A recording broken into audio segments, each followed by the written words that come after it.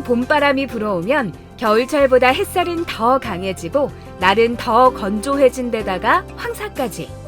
약한 자극에도 우리 피부는 더 민감해져서 신경 쓰이기 마련인데요. 탄력 있고 아름다운 얼굴을 위한 오늘의 선택. 노화 없는 동안 페이스로 예쁨 뿜뿜 하는 방법 알려드릴게요.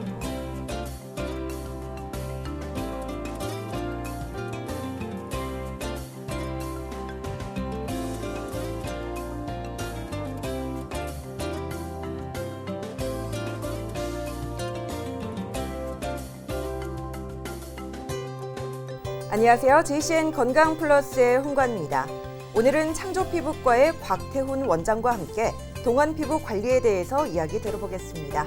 원장님 안녕하세요. 안녕하세요. 반갑습니다. 네, 원장님. 이 진정한 아름다움은 피부에서 나온다라는 말이 있습니다. 예쁘다, 잘생겼다라는 말은 가볍게 할 수 있지만 피부 좋다라는 것은 외모는 물론이고 또 그 사람의 식습관이나 청결까지 다 포함된다는 뜻으로 봐야 할까요? 네. 피부 미인이라는 말이 괜히 있는 게 아닌 것처럼 피부가 예뻐야 진짜 미인이라고 말을 할 수 있습니다. 하지만 저마다의 피부 고민을 하나쯤은 가지고 있으시더라고요. 과거에 젊은 시절에 한 문신 자국이 있으시다거나 네. 외상이나 또 수술 등으로 인해 남은 흉터, 또 주기적으로 사춘기 때 올라오는 여드름과 울긋불긋한 안면 홍조, 또 사마귀, 대상포진 등 다양한 고민으로 병원에 오시는 분이 많으십니다. 저마다 피부 고민은 하나씩 갖고 있을 것 같은데 저 역시 마찬가지입니다. 봄이 되니까요. 최근 거울을 봤거든요. 네. 잡티도 많이 보이고요. 피부가 푸석푸석 하더라고요. 어떤가요? 이런 고민으로 병원 많이 찾으시죠? 네. 벌써 햇살의 위력이 느껴지는 봄이 되긴 됐죠. 우리 피부는 겨울을 지나면서 약한 햇볕에 익숙해져 자외선 방어 능력이 떨어진 상태여서 강한 자외선에 노출되면 더 민감하게 반응하고 쉽게 피부에 손상을 입습니다. 한나절만 야외 활동을 해도 이미 생긴 기미 색이 더 짙어지게 보이고 또 눈에 띄지 않던 잡티들이 올라오기 십상인데요. 특히 마스크로도 가려지지 않는 눈 주변이 집중 공략을 받아 기미, 잡티가 심화되고 요즘 같은 봄철에 더 도드라져 보이게 됩니다. 기미는 일단 한번 생기면 쉽게 없어지기 힘든 색소 질환으로 예방이 최우선입니다. 이미 생긴 기미는 더 심해지지 않도록 적극적으로 조기에 치료를 하시는 게 좋겠습니다. 네, 원장님, 이 봄이 되면서 기미 주근깨도 고민이지만 피부 노화 예방에 관심이 높아졌습니다. 그래도 요즘 같은 봄에는 대기도 건조하고 또 자외선이 강하다 보니까 피부 노화가 빨라질 수 있다고 알고 있는데 이건 사실인가요? 그렇죠. 네. 우리 몸에서 피부 노화가 진행되고 있는 신호가 어떤 것들이 있는지 궁금하시죠? 한 네 가지 정도 피부 노화의 신호를 먼저 말씀드리겠습니다. 먼저 앞서 말씀드린 기미입니다. 광대뼈 부분에 뿌옇게 여러 크기의 갈색 색소가 생겼다면 기미일 가능성이 큰데요. 기미는 피부 진피층부터 표피층까지 아주 고르게 분포되어서 한번 생기면 쉽게 사라지지 않습니다. 여성 호르몬 분비가 본격적으로 시작되는 20대 이후에 주로 발생하며 여성 호르몬이 늘어나는 30대, 40대에 더욱 심해지는데요. 자외선은 기미 발생의 원인 중 가장 중요한 하나로 자외선에 과도하게 노출될 경우 여성 호르몬이 줄어도 짙어진 기미가 쉽게 사라지지 않을 수 있습니다. 예방을 위해서는 평소에 적절한 휴식과 수면으로 스트레스를 관리해 주는 것이 무엇보다도 중요합니다. 피부 노화의 신호, 그 첫 번째는 바로 기미였네요. 네. 자, 그리고 피부 노화가 진행되고 있음을 알려주는 두 번째 신호, 뭘까요? 네. 두 번째는 바로 눈밑 주름입니다. 눈가는 주름살이 가장 먼저 나타나는 얼굴 부위이기도 한데 눈 주위의 피부 두께가 신체 부위 중에서 가장 얇아서 노화 현상도 제일 먼저 나타나게 됩니다. 또한 눈 밑의 피지선이 발달하지 않아서 쉽게 건조해지고 또 주름도 잘 생깁니다. 눈꺼풀의 피부도 나이가 들면서 점점 밑으로 처져서 눈을 더욱 작게 만들고 동시에 눈 밑에 있는 지방이 붉어져 나와서 어떻게 보면 좀 더 늙고 우울한 모습으로 보이게 하는데요. 이를 예방하기 위해서는 10대나 20대 때 이런 나이부터 아이크림을 바르는 사람이 많은데 이것은 오히려 주름을 유발할 수 있어서 주의가 필요합니다. 네. 유분이나 영양이 너무 과도하게 들어오면 스스로 피부가 피지를 만들어낼 필요가 없다고 판단하기 때문이죠. 역시 이 과유불급. 맞습니다. 그렇죠. 네. 이 아이크림을 또 얼굴 전체에 바르는 분도 있던데 이건 본인의 피부 상태에 따라서 달리 해야 한다는 것 유념하셔야겠습니다. 눈 밑에 생기는 주름이 두 번째 노화의 신호였는데 다음은 무엇일까요? 네, 세 번째는 바로 목주름입니다. 네. 나이가 들면 얼굴에 주름이 지듯이 목에도 주름이 생기는데요. 목은 얼굴보다 피부가 얇고 피하 지방이 적어서 노화가 빨리 진행되는 데다가 움직임이 많아서 주름이 특히 생기기 쉽습니다. 또한 요즘처럼 고개를 숙인 채로 스마트폰을 사용하는 자세는 목주름을 더 깊게 만들기도 하니까요. 목주름도 조심하시는 게 좋겠죠. 근데 목주름도 피부 노화의 신호였습니다. 자, 그럼 마지막 네 번째 피부 노화의 신호. 여기는 느낌이 좀 살짝 오는데요. 네. 예상하셨겠지만 노화로 인한 피부 탄력이 감소하면서 생기는 주름이 되겠죠. 나이가 들면서 콜라겐이 감소하기 때문인데요. 콜라겐은 피부 진피층의 약 80%를 차지하는데 20대 중반부터 매년 1%씩 감소하다가 여성분들 같은 경우 폐경 이후에는 5년 이내에 30% 이하로 급감합니다. 강한 자외선과 높은 일교차, 건조한 환경에 지속적으로 노출되면서 피부에 콜라겐이 부족해지면 탄력이 줄어들고 노화 진행 속도가 빨라집니다. 이로 인해서 이중턱이나 처진 볼살이 생기며 노안으로 볼 수 있고요. 네. 또한 피부가 얇아져서 입술이나 피부에 잔주름이 생기기 쉽습니다. 콜라겐 감소는 피부 재생 속도도 늦추기도 하는데요. 하버드 연구팀에 의하면 노화가 시작되면 피부 포호층이 얇아지고 피부 재생을 담당하는 비타민 D3의 생산 능력을 감소시켜서 피부의 재생 속도도 느려지게 됩니다. 네, 누구도 피해갈 수 없는 피부 노화, 그리고 우리 몸에서 나타나는 피부 노화의 신호들을 알아봤는데요. 우리가 알고 싶은 동안 피부가 되는 비결, 지금부터 알아보겠습니다.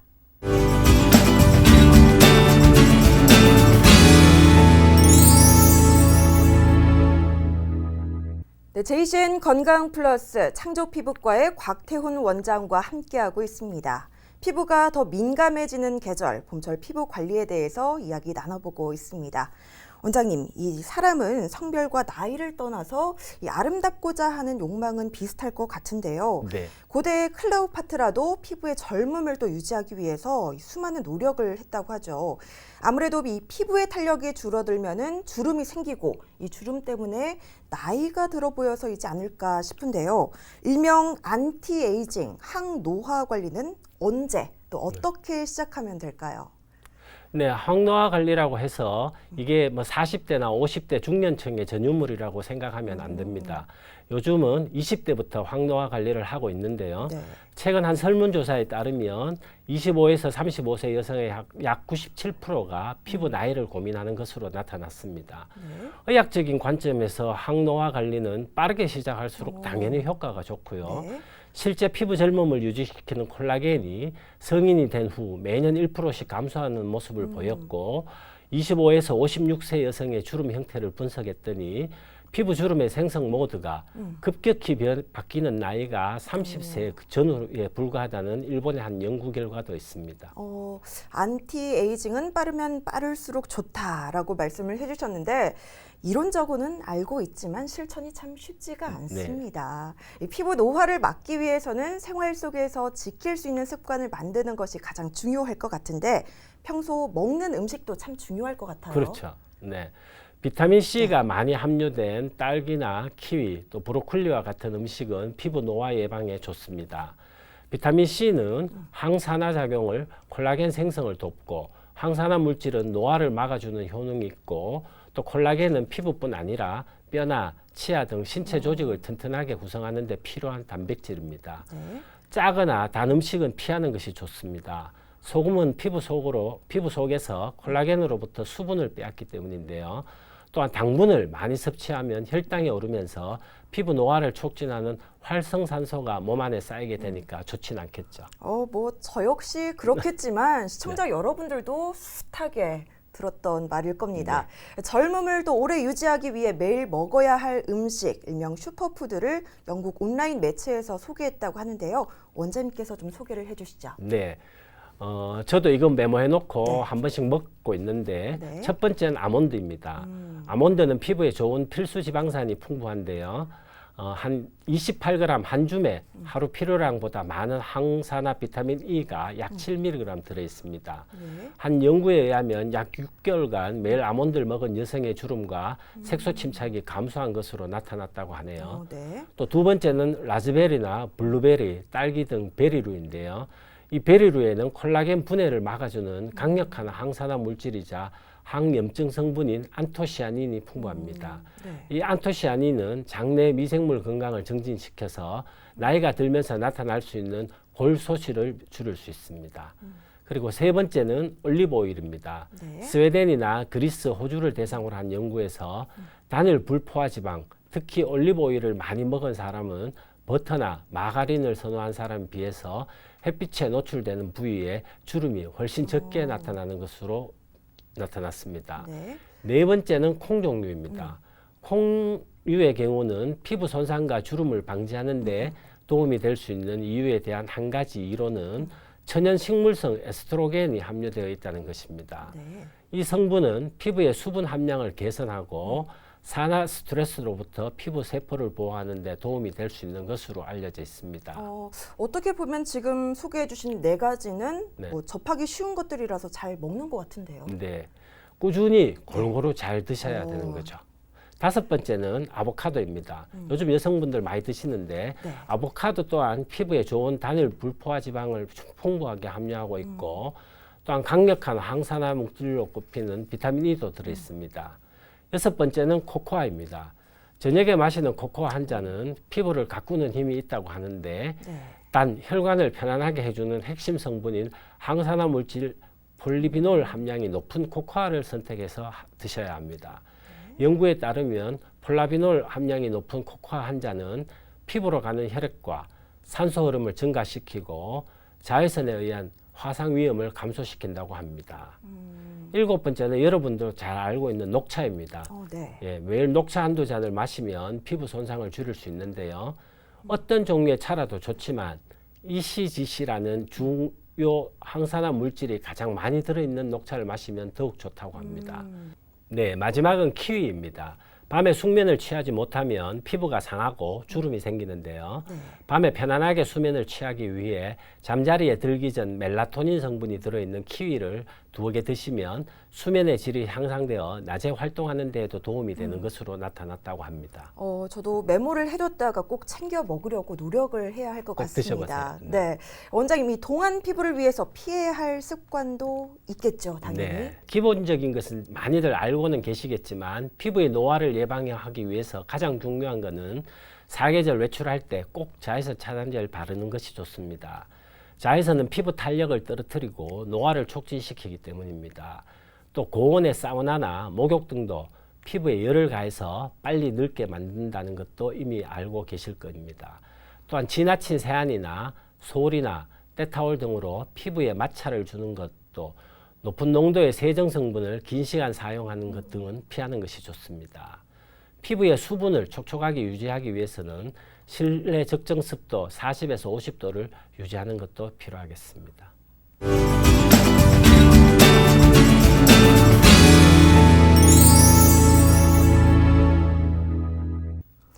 네, 오늘은 창조피부과의 곽태훈 원장과 건강 플러스 함께하고 계십니다. 사실 노화라는 것은 우리 신체 전반에 걸쳐서 일어난 변화인데요. 사람의 이미지를 결정하는데 외모 말고도 머릿결이나 피부결, 피부톤도 많이 중요하다고 합니다. 그래서인지 많은 분들이 동안 피부를 만들기 위해서 다양한 노력을 하고 있는 거 아니겠습니까? 네, 그렇죠. 최근에는 아무래도 경제활동을 하는 연령이 점점 더 높아지고 있는 시대입니다.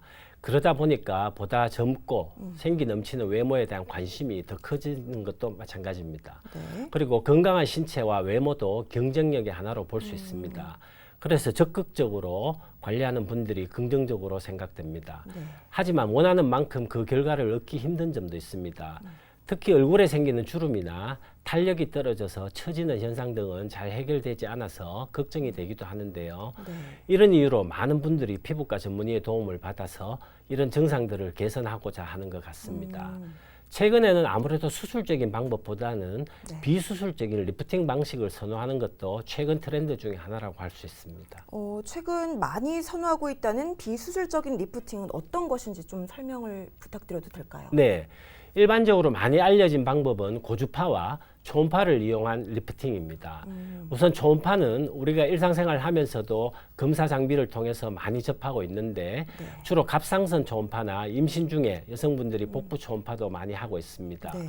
이 초음파는 이런 검사를 통해서 알 수 있듯이 우리 몸에 깊숙이 침투하기 때문에 투과도가 아주 높습니다.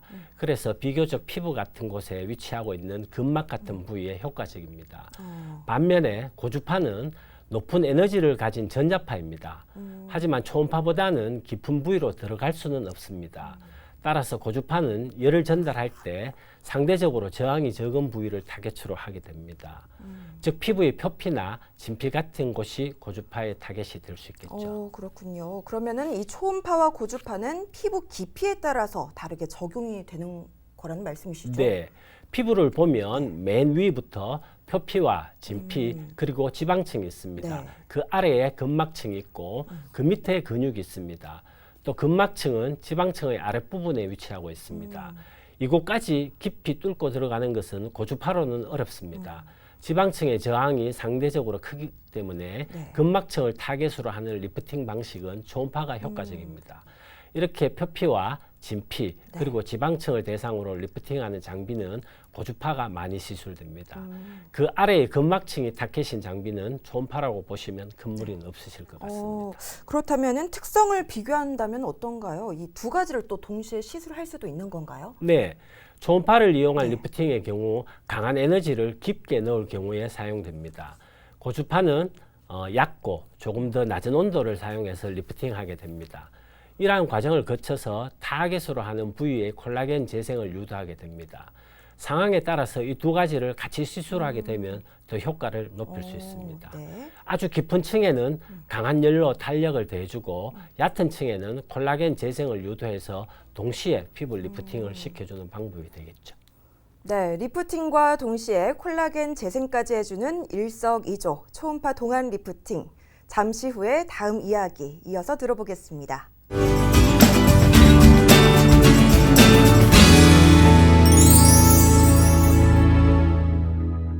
자, 원장님, 이 피부 재생이나 리프팅을 해주는 초음파 장비들은 종류가 좀 다양하지 않나요? 네, 기존의 초음파 리프팅 장비들 가운데서는 네. 여러분들이 많이 알고 계시는 울세라를 많이 알고 계십니다. 오늘은 새로운 초음파 장비에 대해서 한번 소개해 드리겠습니다. 소프웨이브라고 하는 장비인데요. 네. 2019년도에 미국의 FDA 승인을 받았습니다. 또 그 이후 미국 레이저 학회에서 지속적으로 연재되고 발표되고 있습니다. 최근에는 차세대 초음파 리프팅 장비로 자리매김하고 있으며 우리나라에서는 작년 7월에 식약청 승인을 받았으며 그 이후부터 시술이 아주 활발하게 이루어지고 있습니다. 울세라는 저도 들어본 적이 그렇죠. 있는데 네. 울세라와 소프웨이브 어떤 차이점이 있는 건가요? 네, 지금 소개해드리고 있는 소프트웨이브의 경우 네. 초음파 리프팅 장비라서 아무래도 울세라와 많이 비교되는 편입니다. 울세라의 경우 액체 매질을 사용합니다. 또 초음파 영상 이미지를 통해서 피부의 여러 층들을 보면서 시술을 하게 됩니다. 초음파 에너지를 포커싱 시켜서 열 응고 포인트를 만들고 이를 통해서 콜라겐과 엘라스틴의 생성을 촉진합니다. 이런 과정에서 생길 수 있는 문제점으로는 깊은 층에 울세라를 시술할 때 지방이나 신경, 근육 등의 손상을 줄 우려가 조금 있습니다. 예상보다 피부가 얕은 경우에는 피부를 통과해서 뼈에도 영향을 미칠 수도 간혹 있습니다. 그리고 진피 쪽에 시술하다 보면 시술 자욱이 부분적으로 올라오게 되는 현상도 한 번씩 생기기도 합니다. 따라서 진피보다 깊은 부위를 중심으로 시술하게 되는 불편함이 따랐습니다. 또 볼 부위 시술 시에는 볼 꺼짐이나 볼페임 같은 증상도 생길 수 있는 점도 좀 우려할 만한 점이었습니다. 그렇다면은 말씀하신 소프 웨이브의 경우에는 이런 단점들을 보완할 수 있다는 거죠. 네, 이 소프 웨이브는 네. 울세라보다는 그 이후에 나온 장비라서 이런 면들을 많이 업그레이드했다고 생각됩니다. 첫 번째, 소프 웨이브는 고체 매질을 이용하는데 네. 진피층 하부 1.5mm를 정확하게 타겟팅할 수 있는 장비입니다.